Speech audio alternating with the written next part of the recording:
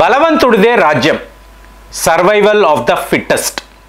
So ఈ లెక్కన మీరు చూశారనుకోండి, మీకు డొనాల్డ్ ట్రంప్ అమెరికా అధ్యక్షుడు ఒక బలవంతుడు, అలాగే రష్యా అధ్యక్షుడు వ్లాదిమిర్ పుతిన్ ఇంకొక బలవంతుడు, వీళ్ళు కలిసిపోయారు.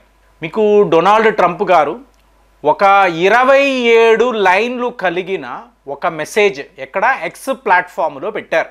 సో నేను లెక్క పెట్టాను, 1 2 3 4 27 లైన్స్ ప్లస్ ఉండొచ్చు. సో ఇందులో ఈయన పెట్టిన ఈ మెసేజ్ ఉంది చూసారా, ఇవాళ ప్రపంచ స్థాయిలో ముఖ్యంగా యూరోప్ నాయకులు, మీకు యూకే యొక్క ప్రధానమంత్రి స్టామర్, అలాగే మీకు ఫ్రాన్స్ అధ్యక్షుడు ఇమాన్యుయల్ మ్యాక్రోన్, యూరోప్ యూనియన్ యొక్క అధ్యక్షురాలు, వీళ్ళందరూ కూడా అసలు ఇది ఏంటి, ఇది ఇక్కడ ఏం జరుగుతుంది, ఈయన ఏం మాట్లాడుతున్నాడు, తెలిసే మాట్లాడుతున్నాడా? సో ఇప్పుడు ఈ మెసేజ్ ఎలా ఉందంటే, జెలెన్స్కీ అనబడే ఈ వ్యక్తి యుక్రెయిన్ అధ్యక్షుడు ఒక నియంత. ఎవరు చెప్తున్నారు? Donald Trump. అంటే ఇక్కడ అందరూ మాట్లాడేది యుక్రెయిన్ ఏ స్టేజ్లో అయినా రష్యాతో యుద్ధము చేయగలదా? ఇంపాసిబుల్ కదండి. రష్యాతో యుద్ధము చేయడము అనేది అసాధ్యం. అలాంటిది మీకు యుక్రెయిన్ రష్యాతో ఎలాగా ఈ స్పెషల్ మిలిటరీ ఆపరేషన్ అన్నారు కదా. సో ఇప్పుడు ఈ మిలిటరీ యాక్షన్ ఎలా తీసుకున్నారు అంటే, అమెరికా మాతో ఉంది కదా, అమెరికా ఉంది కాబట్టి మేము రష్యాను ఎదిరించగలము, ఇది జెలెన్స్కీ యొక్క ఆలోచన. కాబట్టి వీళ్ళు యుద్ధము ప్రకటించారు. కానీ ఇవాళ అదే అమెరికా అధ్యక్షుడు డొనాల్డ్ ట్రంప్ ఏమంటున్నాడు, ఈ జెలెన్స్కీ అనబడే వ్యక్తి ఒక ఇర్రెస్పాన్సిబుల్ లీడర్, లక్షల మంది ప్రాణాలు పోగొట్టుకోవడానికి ఇతనే కారణము, మీకు యుక్రెయిన్ రష్యా యుద్ధాన్ని మొదలుపెట్టింది యుక్రెయిన్. అరే ఏం మాట్లాడుతున్నావు? ఈ యుద్ధాన్ని యుక్రెయిన్ మొదలుపెట్టిందా? రష్యా కదా, రష్యా వాళ్ళు కదా మా మీద దాడులు చేశారు, అప్పుడు మేము మా సెల్ఫ్ డిఫెన్స్ కోసము కదా వీళ్ళతో యుద్ధము చేయాల్సి వచ్చింది. ఈ నిజాలు నీకు తెలియదా అంటే, డొనాల్డ్ ట్రంప్ గారికి తెలియని నిజాలా అండి? మరి ఎందుకు ఇలా అన్నాడు? మీరు క్లియర్గా చూడొచ్చు ఆ మెసేజ్లో, యుక్రెయిన్ రష్యా యుద్ధాన్ని మొదలుపెట్టింది జెలెన్స్కీ, ఇతని వల్లే ఇంతమంది మిలియన్స్ ఆఫ్ పీపుల్ ఇలా చనిపోయారు. యుక్రెయిన్ అంటే నాకు చాలా ఇష్టము, కానీ ఈ జెలెన్స్కీ మాత్రము చాలా చాలా చెత్త పనులు చేశాడు, కాబట్టే ఇవాళ దేశము ఇలా ఉంది, వరస పెట్టి ఇలాగ రాసుకుంటూ వెళ్ళాడు. దాంతో ఇప్పుడు యూరోప్ యూనియన్, యూరోప్ నాయకులు వీళ్ళకేం అర్థం కావడం లేదు. అమెరికా చెప్పింది కదా అని మేము యుద్ధంలోకి వచ్చాము, లేదంటే మాకెందుకంటే, మాకు ఈ యుద్ధానికి ఏంటి సంబంధం? అవసరము లేదు కదా. రష్యాకు యుక్రెయిన్కి మధ్య యుద్ధము జరిగితే మాకేంటి? మీరే కదా లేదు యుక్రెయిన్ని కాపాడాలి, మనమందరము కూడా నాటో దళాలు, ఆర్టికల్ 5 అనేది ట్రిగర్ అయ్యింది, మనమందరము కలిసి రష్యాని ఎదిరించాలి, ఇదంతా మీరు కదా చెప్పారు, మీరు చెప్పడంతోనే కదా మేము యుద్ధంలోకి వెళ్ళాము. అలాంటిది మీరేమంటున్నారు? అసలు రష్యాకు యూరోప్కి మధ్య ఉండే గొడవల్లో అమెరికాకు ఏంటి సంబంధం అని అడిగితే మేము ఏం చెప్పాలి, మేము ఏం మాట్లాడాలి? మాకే అర్థం కావడం లేదు. సరే, డొనాల్డ్ ట్రంప్ని కలిసి వివరించాలా అంటే వీళ్ళ ఎవరికి అతను అపాయింట్మెంట్స్ ఇవ్వడం లేదండి. నా ప్రాథమిక లక్ష్యము, నేను రష్యా అధ్యక్షుడు వ్లాదిమిర్ పుతిన్ని సౌదీ అరేబియాలో కలుస్తాను, మాట్లాడతాను ఈ యుక్రెయిన్ విషయంలో. అంటే ఫ్రెండ్స్ ఇక్కడ చూడండి, అతను ఒక మాట అంటున్నాడు, నేను ఈ జెలెన్స్కీ అనబడే వ్యక్తి 350 బిలియన్ అమెరికన్ డాలర్స్ ఒక డీల్ని అమెరికాతో కుదుర్చుకున్నాడు. అంటే మమ్మల్ని నచ్చజెప్పి నమ్మించి మా చేత ఇంత ఫండింగ్ చేయించాడు. అదేదో అమెరికా చాలా అమాయకపు దేశము, మీరేదో అరటిపండు ఒలిచి నోట్లో పెట్టినట్టు ఇలా మాట్లాడుతున్నారు. అమెరికాకు ఏమీ తెలియదు, ఇతను మబ్బి పెట్టాడు, కాబట్టి మేము ఈ 350 బిలియన్ అమెరికన్ డాలర్స్ ఇవ్వడానికి సిద్ధపడ్డాము. ఫైనల్గా 200 బిలియన్ అమెరికన్ డాలర్స్ ఇచ్చాము. ఇవాళ ఏమంటున్నాడు? తక్కిన డబ్బంతా మిస్సింగ్, ఎక్కడ పోయిందో నాకేం తెలుసు, మీరు మీ నాయకులను అడగండి, మీ అధికారులను అడగండి అంటే ఇతను ఎలాంటి ఒక నియంత చూడండి, ఎలాంటి ఒక డిక్టేటర్. ఇవాళ వరకు కూడా యుక్రెయిన్లో ఎలక్షన్సే పెట్టకుండా నాదే పరిపాలన, నాదే అధికారం అంటున్నాడు.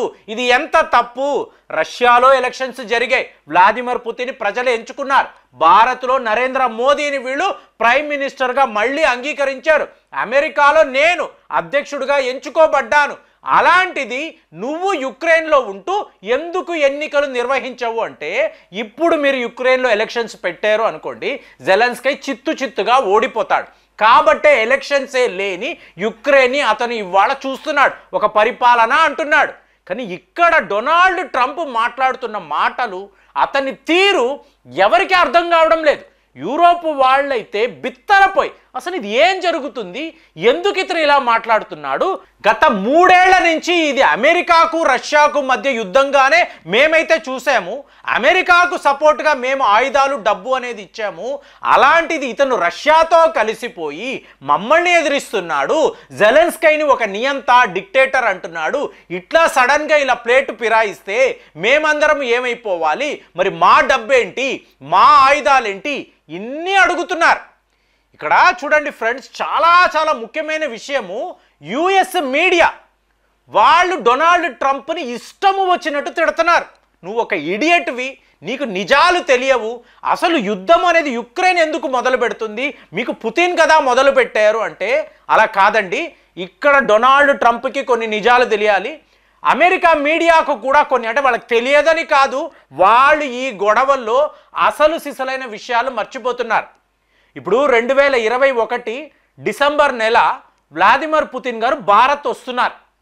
మోదీ గారు అడుగుతున్నారు, ఏంటంటే అక్కడ ఏం జరుగుతుంది అంటే, నాటో దళాలు యుక్రెయిన్ సరిహద్దుల దాకా వచ్చేసారండి, ఇది నేను ఒప్పుకోను, ఆల్రెడీ మా అగ్రిమెంట్ ప్రకారము నాటో ఈస్టర్న్ యూరోప్ దాకా రాకూడదు, అయినా కూడా కొంతవరకు నేను అలో చేశాను, కానీ యుక్రెయిన్ అనబడే దేశం నాకు చాలా ముఖ్యము, ఇక్కడ నాటో వస్తే సమస్యే లేదు అని చెప్పి ఈయన వెళ్ళారు. ఎప్పుడు? డిసెంబర్ నెల. యుద్ధం ఎప్పుడు స్టార్ట్ అయింది ఫ్రెండ్స్? ఫిబ్రవరి నెల స్టార్ట్ అయింది. మధ్యలో జనవరి అంతా కూడా పుతిన్ గారు పదే చెప్తున్నారు, మీరు మాకు చాలా దగ్గరలోకి వచ్చారు, ఇది మంచిది కాదు, అక్కడ మిలిటరీ ఆపరేషన్స్ ఏవైనా జరిగితే రష్యా మీ మీద దాడులు చేయాల్సిన అవసరం ఉంటుంది చెప్తూనే ఉన్నారు. కానీ వాళ్ళు కవ్విస్తూనే ఉన్నారు. ఇదే డొనాల్డ్ ట్రంప్ మాట్లాడుతున్నారు, మీకు యుక్రెయినే యుద్ధాన్ని మొదలుపెట్టింది అంటే అక్కడ మిలిటరీ డ్రిల్స్ అనేవి నాటో వాళ్ళు చేయడంతోనే రష్యా వాళ్ళతో యుద్ధము ప్రకటించింది, అవునా కాదా? నెక్స్ట్ లెవెల్లో చూసారు అనుకోండి, డొనాల్డ్ ట్రంప్ చెప్తున్న 200 బిలియన్ అమెరికన్ డాలర్స్ మేము నష్టపోయామో అంటున్నారు కదా. యూరోప్కి రావాల్సిన డబ్బు రావచ్చు, ఎందుకంటే యుక్రెయిన్ నుంచి మీకు ఎక్స్పోర్ట్స్, సో వాళ్ళు చేసుకొని దాన్ని బ్యాలెన్స్ చేసుకోవచ్చు. కానీ అమెరికాకు దొరికిందేంటి? జీరో కదా, మా డబ్బంతా వేస్ట్ అయిపోయింది కదా, యుక్రెయిన్ మాకు ఇచ్చేది ఏమీ లేదు కదా. అంటే ఇక్కడ డొనాల్డ్ ట్రంప్ గారు ఆలోచించాల్సిన విషయాలు ఉన్నాయి. ఇప్పుడు వాళ్ళ మీడియా ఏమంటుంది, మనము యుక్రెయిన్కి ఇచ్చాము, డబ్బు ఇచ్చాము, ఆయుధాలు ఇచ్చాము, ఇవంతా తిరిగి అమెరికాకే కదా వచ్చాయి. ఇప్పుడు వీళ్ళకి తెలియందేంటి, 17 billion American dollars America companies జెలెన్స్కీకి లంచముగా ఇచ్చారు. కాబట్టి అతను ఇంతలా అలో చేశాడు. ఏంటి? యుక్రెయిన్ని పంచుకోవడం. యుక్రెయిన్లో ఉండే భూములంతా కూడా మీకు ఇలాంటి కంపెనీస్, ఒక బ్లాక్ రాక్ అనండి, వాన్గార్డ్ అనండి, బిల్ గేట్స్ అనండి, వీళ్ళందరూ కూడా కలిసిగట్టుగా యుక్రెయిన్ దేశాన్ని పంచుకోవాలి, లక్షల ఎకరాల భూములను మాకు అప్పచెప్పండి, సో ఇలాగే భూములు కొనుక్కుంటున్నాము కాబట్టి యుక్రెయిన్లో యుద్ధము కొనసాగాలి, ఒక స్టేజ్లో రష్యా వాళ్ళు ఓడిపోతారు, వాళ్ళు వెనక్కి వెళ్ళిపోతారు, అప్పుడు ఈ దేశాన్ని మనం పంచుకుందాము. అంటే ఏంటి? పూర్తిగా అమెరికా కంపెనీస్కే ఈ డబ్బు వెళుతుంది కదా, సో వాళ్ళు ఎప్పుడు కూడా అడ్వాంటేజ్లో ఉన్నారు కదా. మరి ఇదంతా డొనాల్డ్ ట్రంప్కి తెలియదా? తెలియకుండా మాట్లాడుతున్నారా? వీళ్ళు యుక్రెయిన్కి ఇచ్చింది ఏమిటి? ఒట్టి ఆయుధాలు. ఆ ఆయుధాలకు కూడా బిల్లింగ్ పంపించారు కదా. ఇప్పుడు లాక్హీడ్ మార్టిన్ లాంటి కంపెనీస్ వాళ్ళ షేర్లను ఎలా పెంచుకున్నారు? యుక్రెయిన్ యుద్ధం వల్లే కదా. మరి ఇదంతా తెలియకుండా డొనాల్డ్ ట్రంప్ ఎందుకు ఇలా మాట్లాడుతున్నారు అంటే, డొనాల్డ్ ట్రంప్కో ఈలాన్ మస్క్కో ఏ అడ్వాంటేజ్ లేదు కదండి. మరి ఈ విషయంలో మీరు ఒక్కసారి ఆలోచించారనుకోండి, ఈ ఒకే ఒక మెసేజ్లో ఇన్ని విషయాలు డొనాల్డ్ ట్రంప్ ఎందుకు మాట్లాడుతున్నారు, అసలు వాస్తవాల్లోకి వెళ్ళారు అనుకోండి, మీకు బిత్తరపోయే నిజాలు అనేవి బయటపడుతున్నాయి. మరి దీని మీద అసలు మీ ఒపీనియన్ ఏంటి? మీరు ఏమో ఆలోచిస్తున్నారు? కామెంట్స్లో రాయండి. మళ్ళీ వచ్చే వీడియోలో కలుద్దాం. జై హింద్.